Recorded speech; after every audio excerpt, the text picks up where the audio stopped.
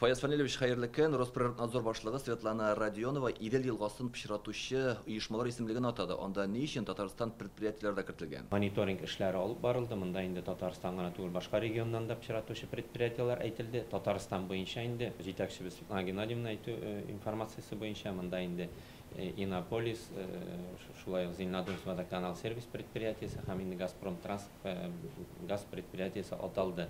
Ни өчен? Чөнки шушы су ташлану урыннарында пычраткыч матдәләрнең мигдары тиешле концентрациядан артып китте. Шуңа күрә бу предприятиялар шушы территорияга йогынты ясый, антропоген йогынты яса дигән нәтиҗә ясалды. Газпром Трансгаз Казан җәмгыяте Идел елгасына зыян китермәүләр турында белдерә. Хәзер кемгә ышанырга, Светлана Родионовгамы яисә Газпром Трансгаз Казан җәмгыятенеме? Менә шу 22 елда мониторинг дәверендә, сентябрь аенда без инде Газпром Трансгаз Казан организациясына предостережение җибәрдек, ягъни алар бер торбадан Иннополис белән бергә бер торбадан Идел елгасына үзләренең пычрат суларын ташлыйлар, чистарту корылмаларына сон әлбәттә.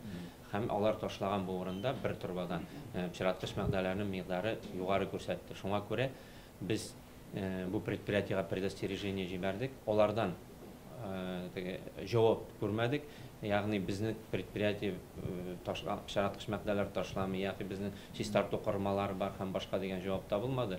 Һәм без инде мораторийлар аркасында мондый тикшерүләр дә уздыра алмыйбыз. Шуңа күрә менә шушы мониторинг нәтиҗәсендә шундый результат китереп чыгарылды инде. Фаяз Фанилевич, Идел елгасын пычратучыларга карата нинди чаралар күрелә?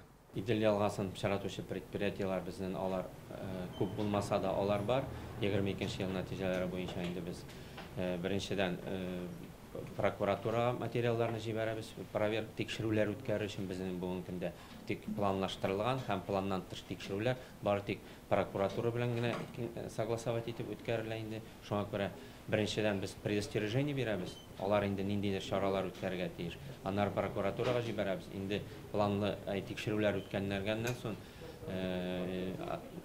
әйләнә-тирәгә килгән мөхиткә зыянны санап аларга бирәбез. Безнең андый практика бар. Монда инде шул ук менә әйтеп үтелгән Зеленодольск водоканал сервис организациясенә без 30 миллионнан артык зыян китергән өчен материаллар бүгенге көндә безнең судка җибәрелде. Әңгәмәгез өчен рәхмәт. Сау булыгыз. Исән булыгыз.